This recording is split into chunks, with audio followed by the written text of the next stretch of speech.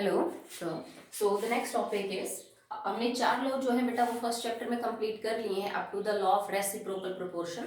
अगला लॉ है आपके पास that is gay sorry Gay-Lussac's law of combining volumes। ठीक है, it is mostly applicable for the gaseous reactant and product. अगर आपके जो रिएक्टेंट है वो गैस है और प्रोडक्ट भी गैस ही है तो आप इस लॉ को जो है वो एप्लीकेबल कर सकते हो। ये लॉ क्या कहता है कि जब गैसेस आपस में रिएक्ट करती हैं तो वो वॉल्यूम के हिसाब से रिएक्ट करती हैं, और जब रिएक्टेंट जो गैसेस हैं वो रिएक्ट करके प्रोडक्ट बनाएंगे and if product is also gas तो उनकी वॉल्यूम का जो रेशियो होगा वो सिंपल होगा। ठीक है, जैसे for example A is a gas, it react with B gas and it will form C gas. तो ये कह रहा है कि जब A B के साथ रिएक्ट करेगी तो ये दोनों अपनी वॉल्यूम के हिसाब से रिएक्ट करेंगे। इन दोनों की वॉल्यूम का जो रेशियो है, मान लीजिए इसको मैं V1 मान लेती हूँ, इट इज V2 वॉल्यूम, इनका जो रेशियो है that would be simple. Okay, और ये जो नई जो C गैस बनेगी आपकी, इसकी वॉल्यूम को मान लेते हैं V3। तो कह रहा है कि जो रेशियो है ना V1 ratio V2 ratio V3 that will be a simple ratio. It is 1:2:3, it is 1:1:2, 2:1:2, इस टाइप का रेशियो जो आपको देखने को मिलेगा। Gay-Lussac ये कहता है कि जब गैसेस आपस में कंबाइन करती हैं तो they combine in the form of volume. ठीक है, अगर आपने टेम्परेचर और प्रेशर की कंडीशन सेम ले रखी है, क्योंकि टेम्परेचर और जो प्रेशर है ना बेटा ये गैस के ऊपर बड़ा फर्क डालते हैं। ठीक है, आप जानते हो इतना तो कि अगर आप किसी भी गैस को बहुत हाई टेम्परेचर पे हीट कर दोगे, प्रेशर बहुत ज्यादा कर दोगे, कम कर दोगे, तो फिर तो फर्क पड़ेगा वॉल्यूम के ऊपर। ठीक है, टेम्परेचर और प्रेशर दोनों ही वॉल्यूम के ऊपर फर्क डालते हैं गैस के केस में। कैसे? अगर आप टेम्परेचर को बढ़ाओगे तो वॉल्यूम क्या होगी? इंक्रीज होगी। अगर आप प्रेशर को बढ़ाओगे तो वॉल्यूम क्या हो जाएगी? डिक्रीज। और हम कह रहे हैं कि भाई इसमें वॉल्यूम ही के हिसाब से ही रिएक्ट करती हैं गैसेस। तो अगर आपको वॉल्यूम को ही मेजर करना है तो ये दो कंडीशंस आपको कांस्टेंट लेनी पड़ेगी कि जब तक आप रिएक्शन को स्टडी कर रहे हो the temperature and pressure for that reaction will be constant. ठीक है, तो अगर ये कंडीशन कांस्टेंट है तो जो रिएक्टेंट गैसेस हैं वो जब आपस में रिएक्ट करेंगे तो उनका रेशियो सिंपल होगा बाय वॉल्यूम मींस। ठीक है, और जो प्रोडक्ट वो बनाएंगे इफ इट आल्सो गैस तो इनके रेशियो से इसका रेशियो भी क्या होगा बेटा? सिंपल होगा। If pressure and temperature remains constant, उसको हम कांस्टेंट रखते हैं थ्रू आउट द रिएक्शन। ठीक है, हम इसको एक दो एग्जांपल से समझने की कोशिश करते हैं। जैसे hydrogen gas react with chlorine gas to form hydrogen chloride gas. ठीक है, आपकी ये रिएक्शन, इसमें देखो अब हाइड्रोजन गैस की एक volume react with chlorine gas की एक volume to form 2 volumes of HCl gas. ये जो वॉल्यूम शब्द हम यहाँ पे यूज कर रहे हैं, आप समझने के लिए इसको देख लीजिए। जैसे एक मोल बोलते हैं ना, ऐसे मैं आपको आगे क्लियर करूंगी कि इसका क्या मतलब निकल के आ रहा है। ठीक है, उसने ये बोला था Gay-Lussac ने कि 1 volume of hydrogen gas react with 1 volume of chlorine gas to form 2 volume of hydrogen chloride gas. This is gas, this is gas and this is gas. अगर आप इनके सबकी वॉल्यूम का रेशियो पता करें तो इट इज 1:1:2। सिंपल है। ठीक है, जैसे H2 react with 2O2, this is gas and this is gas to form 2H2, this is gas। भाई रिएक्शन बैलेंस करनी है, आप इस बात का ध्यान रखिए। अगर आप बैलेंस नहीं करेंगे तो आपका जो रेशियो है, सॉरी ये भी 2 होगा बेटा। ठीक है, बैलेंस करेंगे तो आपको समझ में आएगा। अब यहाँ पे हाइड्रोजन गैस की एक volume react with 2 volume of oxygen gas to form 2 volume of water. तो here ratio will be 1:2:2। It is a simple ratio. ठीक है, नेक्स्ट देखिए, just like N2 gas react with 3 moles of hydrogen gas to form 2NH3। अब यहाँ पे volume का ratio क्या हो गया? It is 1:3:2। It is 1:3:2। ठीक है, तो गैसेस के लिए एप्लीकेबल है। अगर रिएक्टेंट प्रोडक्ट आपके गैसेस हैं तो वो आपस में वॉल्यूम के हिसाब से कंबाइन करते हैं और उनकी वॉल्यूम का जो रेशियो होता है that would be simple if temperature and pressure remains constant. ठीक है, तो ये तो इसकी स्टेटमेंट होगी, ये इसके एग्जांपल हो गए। अब हम इस बात को प्रूव करने की कोशिश करते हैं कि जो बात उसने कही थी एक्चुअली में क्या वो बात सही है कि नहीं है, अभी वो एप्लीकेबल है कि नहीं। ठीक, तो चलिए देखिए इसको। अब हम फर्स्ट ये वाला जो एग्जांपल है ना आपका, ये वाला लेके चलते हैं HCl वाला। अब मान लो, क्योंकि ये कह रहा है कि बेटा आप टेम्परेचर और प्रेशर को ना जो कांस्टेंट ले लीजिए, तो टेम्परेचर प्रेशर को कांस्टेंट करने के लिए मैंने एसटीपी कंडीशन ले ली, स्टैंडर्ड टेम्परेचर एंड प्रेशर। आप सब जानते हो मोल की डेफिनेशन में हम इसको यूज करते हैं कि हमने टेम्परेचर और प्रेशर दोनों ही क्या ले लिए बेटा, स्टैंडर्ड ले लिए। ठीक, अब अगर एसटीपी कंडीशन है तो आपको पता है 1 मोल 1 mole of any gas occupies volume 22.4 litre. Okay, अगर कोई भी गैस है एसटीपी कंडीशन पे, उसका 1 मोल हमेशा 22.4 लीटर वॉल्यूम ऑक्यूपाई करेगा। ठीक है, अब आप इस इक्वेशन को देखिए, ये हाइड्रोजन गैस का 1 मोल है, ये क्लोरीन गैस का 1 मोल है, और यहाँ पे HCl गैस के 2 मोल हैं। ठीक है, तो 1 मोल हाइड्रोजन गैस का मतलब क्या हो गया, 22.4 लीटर हाइड्रोजन एसटीपी कंडीशन पे। ठीक है, क्लोरीन में भी क्या लिखेंगे हम, 22.4 लीटर, बट HCl के तो 2 मोल है, तो क्या कर देंगे, गुणा में 2 गुणा में 22.4 लीटर। तो देखो अब तुम इसका रेशियो निकालोगे तो रेशियो विल बी सिंपल, 1:1 और रेशियो क्या हो जाएगा, तो वही बात निकल के आई। तो गलत नहीं है, बात सही है। ठीक है, कि अगर तुमने कंडीशन मान लीजिए एसटीपी ही ले रखी है, फिक्स कर दी हमने, वैसे आप चाहो तो इसमें कोई स्पेसिफाई नहीं है गे-लुसैक की डेफिनेशन में कि एसटीपी लो, उसने ये बोला कि कंडीशन टेम्परेचर और प्रेशर की कांस्टेंट होनी चाहिए। मैंने आपको समझाने के लिए मान लीजिए एसटीपी कंडीशन ले ली ताकि आप रिलेट कर सको कि हाइड्रोजन गैस का 1 वॉल्यूम का मतलब है 1 मोल, और 1 मोल में कितनी वॉल्यूम ऑक्यूपाई होगी, 22.4 लीटर। इसमें भी कितनी होगी, 22.4, और इसमें कितनी हो जाएगी, दुगनी। तो रेशियो क्या हो जाएगा, इन सब की एसटीपी कंडीशन पे इनने जो वॉल्यूम ऑक्यूपाई कर रखी है वो वॉल्यूम इसका और इसका रेशियो तो 1:1 है, जबकि इससे ये क्या हो जाएंगे बेटा, जस्ट डबल। ओके, जैसे हम अमोनिया वाला केस कर रहे थे, N2 plus 3H2 gets converted into 2NH3, STP condition ही ले रखी है। तो नाइट्रोजन का 1 मोल 22.4 लीटर, हाइड्रोजन के 3 मोल 3 गुणा में 22.4 लीटर, और अमोनिया के 2 मोल 2 गुणा में 22.4 लीटर। भाई इनकी वॉल्यूम ऑक्यूपाइड के बीच में यही रेशियो होगा, तो आप इसको सिंपल करेंगे तो वही रेशियो आएगा, 1:3:2।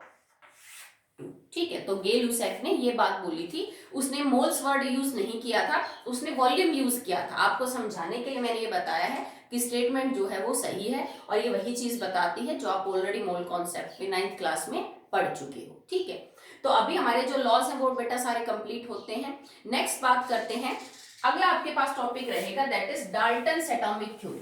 अब यहाँ पे आपको ये पता चल गया कि एटम्स कंबाइन करते हैं तो रेशियो सिंपल रहेगा, ये लॉ फॉलो करना है। अब कई क्वेश्चंस ऐसे हैं जिनका आंसर आपको नहीं मिला। ठीक है, कि एटम्स कंबाइन ही क्यों करते हैं, क्या उनका रेशियो हमेशा ही सिंपल रहेगा, क्या कभी कोई कॉम्प्लेक्स रेशियो नहीं हो सकता है। ठीक है, एलिमेंट्स एक से ज्यादा कंपाउंड क्यों बनाते हैं, सेम एलिमेंट्स आपस में रिएक्ट करके बहुत सारे कंपाउंड क्यों बनाते हैं, जिनमें अलग अलग उनका जो फॉर्मूला है, रेशियो जो है वो उनका अलग अलग है। तो एक थ्योरी है जो इसके कुछ क्वेश्चंस के आंसर आपको दे देगी, that is Dalton's atomic theory. ये पढ़ चुके हो आप, हम थोड़ा इसको रिवाइज करें। डाल्टन एटॉमिक थ्योरी है, जॉन डाल्टन ने 1800 के आसपास इस थ्योरी को प्रपोज किया था, जो यूं समझ लीजिए कि एटम के बिहेवियर के बारे में, कि रिएक्शंस कैसे होती हैं, मॉलिक्यूल्स कंपाउंड्स की फॉर्मेशन कैसे होती है, उनके बारे में इसने बात करने की कोशिश की थी। बहुत सारे पॉइंट तो इसके आगे जाके जो है वो सही साबित नहीं भी हो पाए, कुछ एक पॉइंट इसके ठीक थे, पर बाकी आगे जाके जो है इसके कुछ पॉइंट्स जो है वो गलत प्रूव हो गए थे। बट स्टिल हम इसको पढ़ रहे हैं क्योंकि इसकी ज्यादा इंपॉर्टेंस है, इसने सबसे पहले शुरुआत की थी इस तरह के कॉन्सेप्ट को समझाने की, दैट्स व्हाई हम इसको इतनी इंपॉर्टेंस दे रहे हैं। ठीक है, so for the first point is atom is indivisible. सबसे पहले डाल्टन्स ने अपनी जो थ्योरी दी थी उसका फर्स्ट पोस्टुलेट था, पॉइंट था कि एटम इज इनडिविजिबल, आप एटम को नहीं तोड़ सकते हो। अकॉर्डिंग टू हिम कि एटम वो सबसे छोटा पार्टिकल है जो किसी भी रिएक्शन के अंदर पार्टिसिपेट कर सकता है। आप किसी कंपाउंड को एटम में तोड़ सकते हो, आप किसी मॉलिक्यूल को एटम में तोड़ सकते हो, पर एटम को बाकी आगे नहीं तोड़ सकते हो। जैसे मान लीजिए तुम ये रिएक्शन करवाओ, H2 + Cl2 gets converted into 2HCl, तो मैं इस मॉलिक्यूल को तोड़ सकती हूँ 2 क्लोरीन के एटम में। आप इसको तोड़ सकते हो दो हाइड्रोजन के एटम में, आप इसको तोड़ सकते हो एक हाइड्रोजन और एक क्लोरीन के एटम में। मतलब एटम एक रिएक्शन के अंदर पार्टिसिपेट करने वाला सबसे छोटा फ्रेगमेंट है, आप उससे छोटा उसको नहीं कर सकते हो, ठीक है। कंपाउंड मॉलिक्यूल को तोड़ा जा सकता है बट जो एटम है उसको तोड़ा नहीं जा सकता, ठीक है। तो इसने बोला था atom is indivisible, it can not be break down into smaller portion. अब हम इस टॉपिक में ना साथ साथ ही इसके लिमिटेशंस भी कर लेंगे, जैसे इसने तो वो पॉइंट दिया पहले, अब आज के टाइम में ये जो पॉइंट है वो वैलिड नहीं है, इसका गलत हो गया था ये पॉइंट आगे चल के। क्यों? क्योंकि हमें पता है एटम को भी हम फर्दर तोड़ सकते हैं into electron, proton and neutron. और जो न्यूक्लियर रिएक्शंस होती हैं उनके अंदर इलेक्ट्रॉन, प्रोटॉन, न्यूट्रॉन, पॉजिट्रॉन, ये सब जो पार्टिकल्स हैं वो पार्टिसिपेट करते हैं, ठीक है। तो आज हमें पता है कि एटम के अंदर बहुत सारे पार्टिकल हैं, ये तो तीन बेटा फंडामेंटल पार्टिकल्स हैं। इनके अलावा more than 30 type of particles पाए जाते हैं एटम के अंदर, जिनको हम सब एटॉमिक पार्टिकल्स बोलते हैं। इसका मतलब एटम के भी छोटे टुकड़े किए जा सकते हैं और वो सबसे छोटा हिस्सा नहीं है जो रिएक्शन में पार्टिसिपेट करता है, ठीक है। बहुत सारी रिएक्शन है जिसमें इलेक्ट्रॉन की रिएक्शन हम दिखाते हैं, जैसे कैथोड और एनोड पे कोई चीज जब लिबरेट करनी होती है तो हम प्लस इलेक्ट्रॉन करते हैं ना, माइनस इलेक्ट्रॉन करते हैं, तो मतलब इलेक्ट्रॉन वहां पे पार्टिसिपेट कर रहा है रिएक्शन में। तो ये पॉइंट आगे चल के क्या हो गया बेटा, गलत प्रूव हो गया, ठीक है। Second, atoms of same element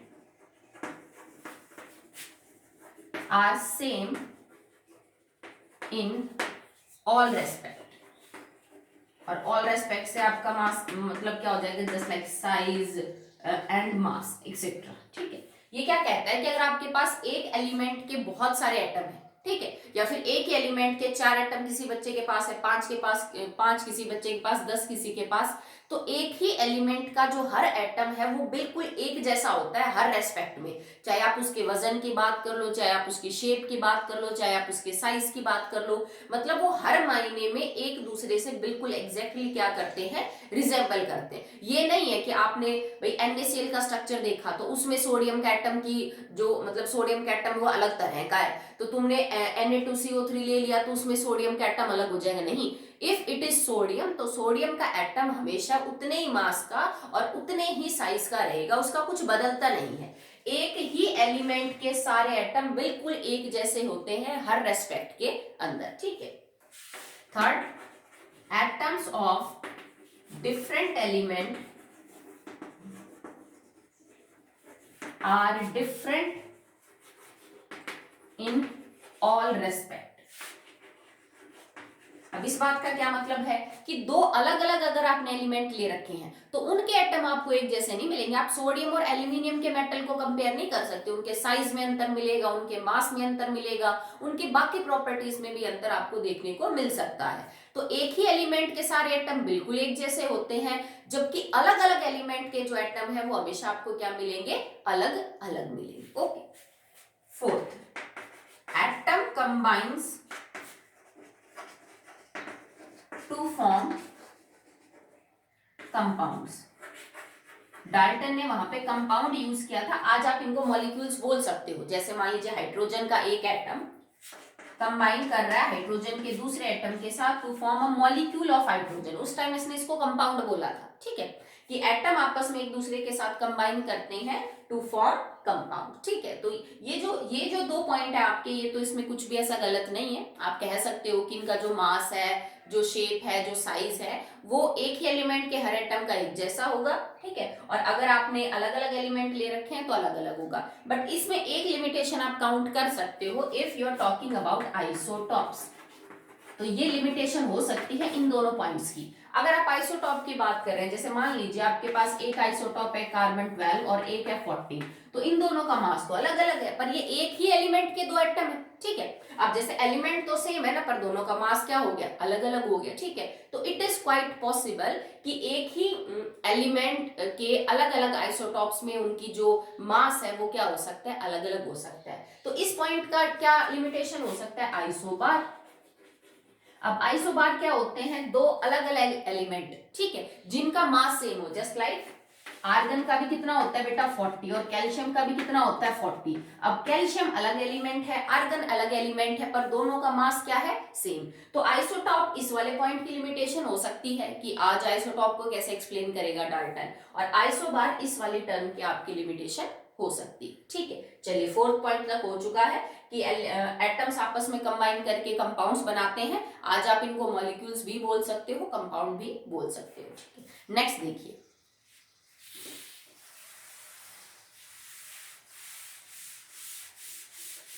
अगला है कि जब एटम्स आपस में कंबाइन करते हैं या फिर एलिमेंट्स आपस में कंबाइन करेंगे, they combine in the simple ratio.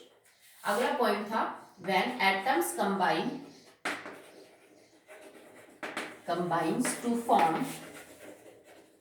compound, they do so in simple ratio. कि जब एलिमेंट एक दूसरे के साथ कंबाइन करके कोई मॉलिक्यूल या कंपाउंड बनाएंगे तो उनके जो कॉम्बिनेशन का रेशियो होगा बेटा that would be simple. It can be 1:1, it can be 1:2, it can be 2:3 या 1:3। तो एलिमेंट्स हमेशा कंबाइन करके क्या बनाएंगे, जो कंपाउंड होंगे उनके अंदर जो उनके मास का रेशियो होगा दैट वुड बी सिंपल। वो बहुत ज्यादा इरेगुलर या बहुत ज्यादा वेरिएबल जो है वो मास आपको देखने को नहीं मिलेगा। ठीक है, नेक्स्ट देखिए, इसमें जो पॉइंट है बेटा ये फॉलो हो जाता है कई बार, बट मैक्सिमम या फिर यूं समझ लीजिए कि हर बार ये चीज फॉलो हो वो कोई जरूरी नहीं। जैसे आप ये समझा सकते हो कि भाई वाटर के अंदर जो H और O के बीच में रेशियो है by mass it is 1:8, simple है। बाकी सब में भी सिंपल मिल जाएगा, पर कई सारे ऐसे कंपाउंड होते हैं बेटा जिनमें ये रेशियो सिंपल नहीं होता। जैसे आपके पास सुक्रोज है, सुक्रोज इज C12H22O11 जिसको हम चीनी बोलते हैं। आपका रेशियो क्या है, कार्बन और इनका मास का रेशियो। ठीक है भाई, अगर आप इनको गुणा भी करोगे तो देखिए जैसे कार्बन मल्टीप्लाई बाय कितना हो जाएगा, एक कार्बन का 12, हाई ऑक्सीजन का तो 22 ही रहेगा, और एक ऑक्सीजन के मल्टीप्लीकेशन में हम कर देंगे 16। तो ये जो रेशियो आपको नजर आएगा that ratio is not simple. ठीक है, तो हाइड्रोजन, कार्बन और ऑक्सीजन ने कंबाइन करके सुक्रोज बनाया, माल्टोज बनाया, लैक्टोज बनाया, उनका जो फॉर्मूला है वो रेशियो के हिसाब से सिंपल नहीं है। तो डाल्टन का जो ये पोस्टुलेट था कि जब भी एलिमेंट्स आपस में कंबाइन करेंगे एटम टू फॉर्म मॉलिक्यूल और compound the ratio will always be simple. It is not so, हमेशा ऐसा कोई जरूरी नहीं होता। बहुत कॉम्प्लेक्स रेशियो के अंदर भी क्या बनते हैं बेटा, कंपाउंड बनते हैं। जैसे कि ये रेशियो कॉम्प्लेक्स है, ये सिंपल नहीं। ठीक है, अगला उसका जो पॉइंट था पॉइंट नंबर 6, उसने ये कहा कि अगर एक एलिमेंट किसी दूसरे एलिमेंट के साथ मिलके एक से ज्यादा कंपाउंड बना रहा है, जैसे कि सल्फर ऑक्सीजन के साथ रिएक्ट करके SO2 भी बनाता है और सल्फर ऑक्सीजन के साथ रिएक्ट करके SO3 भी बनाता है, तो भी ये कह रहा था ये कि इनके जो मास का रेशियो है ना दैट वुड बी सिंपल। मतलब अगर आप इसको और इसको चेक करें, जैसे यहाँ पे मास का रेशियो क्या हो जाएगा 32:32, यहाँ क्या हो जाएगा 32:48, तो ये 1:1 हो जाएगा और ये आपका क्या हो जाएगा दैट विल बी, हाँ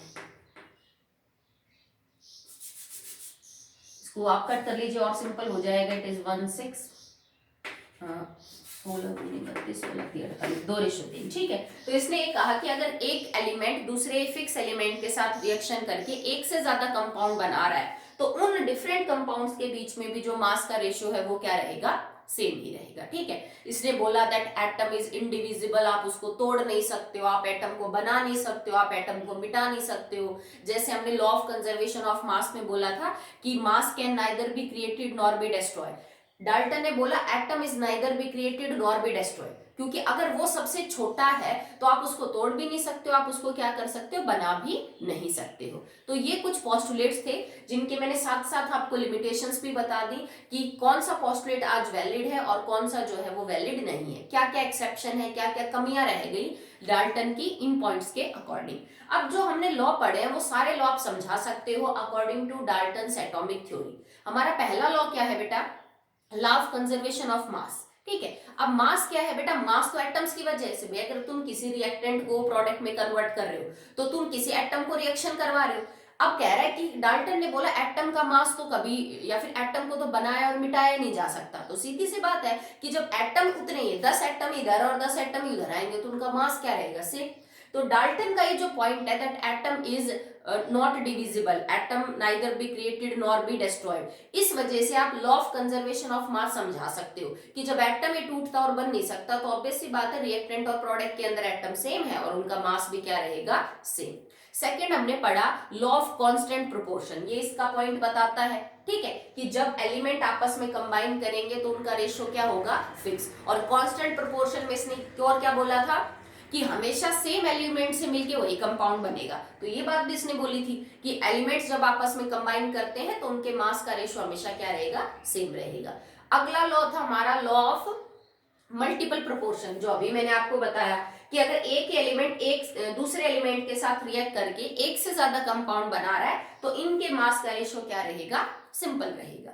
नेक्स्ट उसके बाद है लॉ ऑफ रेसिप्रोकल प्रोपोर्शन, वो भी सेम चीज ही समझाता है कि एलिमेंट्स आपस में कंबाइन करते हैं to in the simple ratio, ठीक है, और वो चाहे किसी तीसरे एलिमेंट के साथ कंबाइन करके रेशियो निकाल रहे हो या डायरेक्ट उनके कॉम्बिनेशन से आप रेशियो निकाल रहे हो, वो रेशियो क्या आएगा, सिंपल आएगा, ठीक है। हाँ, लॉ ऑफ जो कंबाइनिंग वॉल्यूम्स है इसको ये ढंग से एक्सप्लेन नहीं कर पाया था डाल्टन का जो थ्योरी है, जो इसके पोस्टुलेट है वो, ठीक है। तो आपसे पूछा भी जा सकता है कि भाई क्या क्या कमियां रहेंगी डाल्टन एटॉमिक थ्योरी उस टाइम पे क्या नहीं समझा पाई। ये तो आपको बाद में पता चला कि भाई एटम को भी तोड़ा जा सकता है, आइसोटॉप है, आइसोबार है, पर उस टाइम पे भी कुछ बातें थी जिनको डाल्टन अपनी थ्योरी से नहीं समझा पाया कि एटम आपस में रिएक्ट करते हैं तो उनके बीच में कौन सी फोर्स काम में ली जाती है, but what is the force holding the particles नहीं समझा पाया।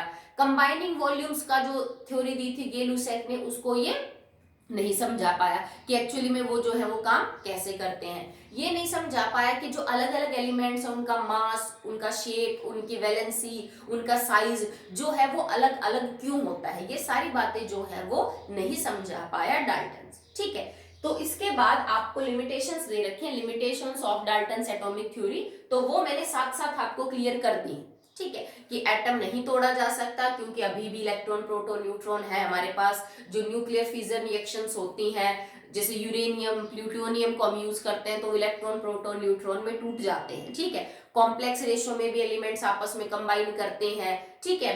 और इसके अलावा हाँ आइसोटॉप्स हैं, आइसोबार्स हैं, this all are the limitations of Dalton's atomic theory, ठीक है। तो आज के लिए इतना ही, फिर अगला टॉपिक जो है उसमें अगला स्टार्ट करेंगे एवोगैड्रोस हाइपोथेसिस।